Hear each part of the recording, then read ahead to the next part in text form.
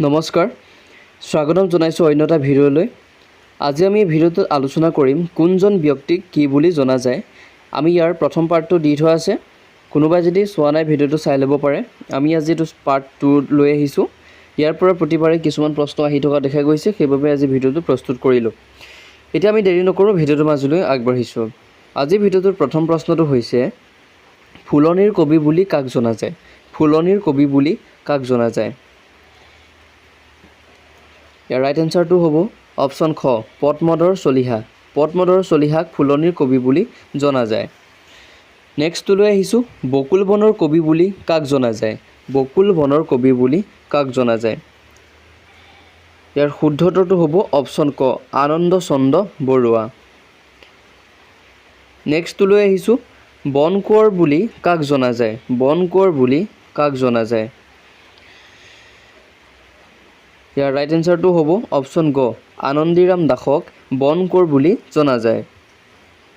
নেক্সটটো লৈ আহিছোঁ, বনফুলৰ কবি বুলি কাক জনা যায়? বনফুলৰ কবি বুলি কাক জনা যায়? ইয়াৰ শুদ্ধ উত্তৰটো হ'ব অপশ্যন ঘ, যতীন্দ্ৰনাথ দুৱৰাক। যতীন্দ্ৰনাথ দুৱৰাক বনফুলৰ কবি বুলি জনা যায়।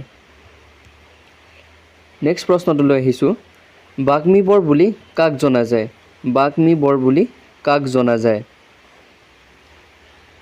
ইয়াৰ শুদ্ধ উত্তৰটো হ'ব নীলমণি ফুকন। নীলমণি ফুকনক বাগ্মী বৰ বুলি জনা যায়। বিদ্ৰোহী কবি বুলি কাক জনা যায়? বিদ্ৰোহী কবি বুলি কাক জনা যায়? ইয়াৰ শুদ্ধ উত্তৰটো হ'ব অপশ্যন খ, প্ৰসন্নলাল চৌধুৰীক বিদ্ৰোহী কবি বুলি জনা যায়। নেক্সটটো লৈ আহিছোঁ, বিহগী কবি বুলি কাক জনা যায়? বিহগী কবি বুলি কাক জনা যায়? ইয়াৰ শুদ্ধ উত্তৰটো হ'ব ৰঘুনাথ চৌধুৰীক। ৰঘুনাথ চৌধুৰীক বিহগী কবি বুলি জনা যায়। বীৰবালা বুলি কাক জনা যায়? বীৰবালা বুলি কাক জনা যায়? ইয়াৰ ৰাইট এনচাৰটো হ'ব অপশ্যন গ, কনকলতা।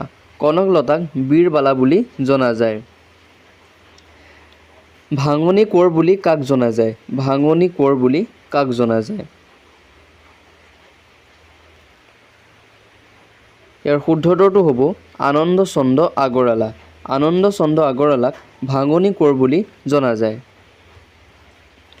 মৰমী কবি বুলি কাক জনা যায়? মৰমী কবি বুলি কাক জনা যায়? ইয়াৰ শুদ্ধটো হ'ব দুৰ্গেশ্বৰ শৰ্মা। দুৰ্গেশ্বৰ শৰ্মাক মৰমী কবি বুলি জনা যায়।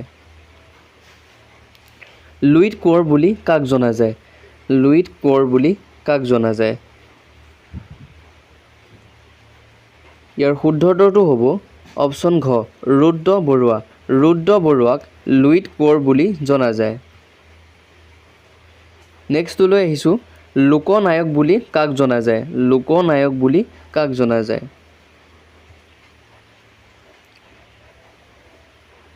ইয়াৰ শুদ্ধ উত্তৰটো হ'ব অপশ্যন ঘ, অমিয় কুমাৰ দাসক লোকনায়ক বুলি জনা যায়। নেক্সটটো লৈ আহিছোঁ, লোকপ্ৰাণ বুলি কাক জনা যায়? লোকপ্ৰাণ বুলি কাক জনা যায়?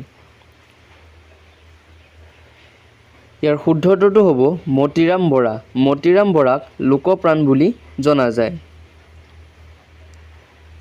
নেক্সট প্ৰশ্নটো হৈছে, লোকপ্ৰিয় বুলি কাক জনা যায়? লোকপ্ৰিয় বুলি কাক জনা যায়? ইয়াৰ শুদ্ধ উত্তৰটো হ'ব অপশ্যন ঘ, গোপীনাথ বৰদলৈক। গোপীনাথ বৰদলৈক লোকপ্ৰিয় বুলি জনা যায়। লোকবন্ধু বুলি কাক জনা যায়? লোকবন্ধু বুলি কাক জনা যায়? ইয়াৰ শুদ্ধ উত্তৰটো হ'ব অপশ্যন ক, ডক্টৰ ভূৱনেশ্বৰ বৰুৱা। ডক্টৰ ভূৱনেশ্বৰ বৰুৱাক লোকবন্ধু বুলি জনা যায়। নেক্সটটো লৈ আহিছোঁ, লৌহ মানৱ বুলি কাক জনা যায়? লৌহ মানৱ বুলি কাক জনা যায়? ইয়াৰ শুদ্ধ উত্তৰটো হ'ব বিষ্ণুৰাম মেধি। বিষ্ণুৰাম মেধিক লৌহ মানৱ বুলি জনা যায়। শেৱালী কবি বুলি কাক জনা যায়? শেৱালী কবি বুলি কাক জনা যায়? ইয়াৰ শুদ্ধ উত্তৰটো হ'ব ৰত্নকান্ত বৰকাকতি। ৰত্নকান্ত বৰকাকতিক শেৱালী কবি বুলি জনা যায়। সুনীত কোঁৱৰ বুলি কাক জনা যায়? সুনীত কোঁৱৰ বুলি কাক জনা যায়? ইয়াৰ শুদ্ধ উত্তৰটো হ'ব অপশ্যন খ গজেন বৰুৱা। গজেন বৰুৱাক সুনীত কোঁৱৰ বুলি জনা যায়। সংগীতাচাৰ্য বুলি কাক জনা যায়? সংগীতাচাৰ্য বুলি কাক জনা যায়? ইয়াৰ শুদ্ধ উত্তৰটো হ'ব চন্দ্ৰধৰ বৰুৱা। চন্দ্ৰধৰ বৰুৱাক সংগীতাচাৰ্য বুলি জনা যায়। সাহিত্য ৰত্ন বুলি কাক জনা যায়? সাহিত্য ৰত্ন বুলি কাক জনা যায়? ইয়াৰ শুদ্ধ উত্তৰটো হ'ব অপশ্যন গ চন্দ্ৰধৰ বৰুৱা। চন্দ্ৰধৰ বৰুৱাক সাহিত্য ৰত্ন বুলি জনা যায়। সিংহ পুৰুষ বুলি কাক জনা যায়? সিংহ পুৰুষ বুলি কাক জনা যায়? ইয়াৰ শুদ্ধ উত্তৰটো হ'ব অপশ্যন ক ৰাধা গোবিন্দ বৰুৱাক সিংহ পুৰুষ বুলি জনা যায়। সেউজ কোঁৱৰ বুলি কাক জনা যায়? সেউজ কোঁৱৰ বুলি কাক জনা যায়? ইয়াৰ শুদ্ধ উত্তৰটো হ'ব অপশ্যন গ পৰাগধৰ চলিহা। পৰাগধৰ চলিহাক সেউজ কোঁৱৰ বুলি জনা যায়। সৰস্বতী বুলি কাক জনা যায়? সৰস্বতী বুলি কাক জনা যায়? ইয়াৰ শুদ্ধ উত্তৰটো হ'ব অপশ্যন খ নিৰ্মল প্ৰভা বৰদলৈ। নিৰ্মল প্ৰভা বৰদলৈক সৰস্বতী বুলি জনা যায়। ৰসাল কবি বুলি কাক জনা যায়? ৰসাল কবি বুলি কাক জনা যায়?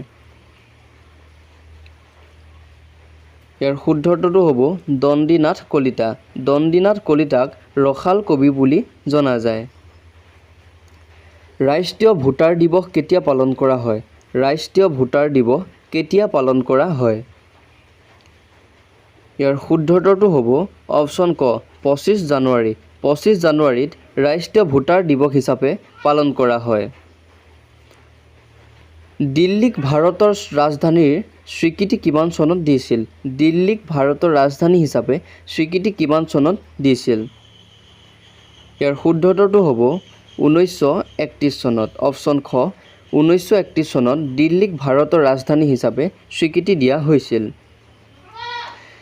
কাৰ দিনত হাজোত হয়গ্ৰীৱ মাধৱ মন্দিৰ নিৰ্মাণ কৰা হৈছিল?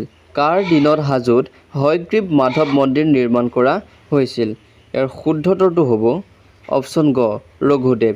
ৰঘুদেৱৰ দিনত হাজোত হয়গ্ৰীৱ মাধৱ মন্দিৰ নিৰ্মাণ কৰা হৈছিল।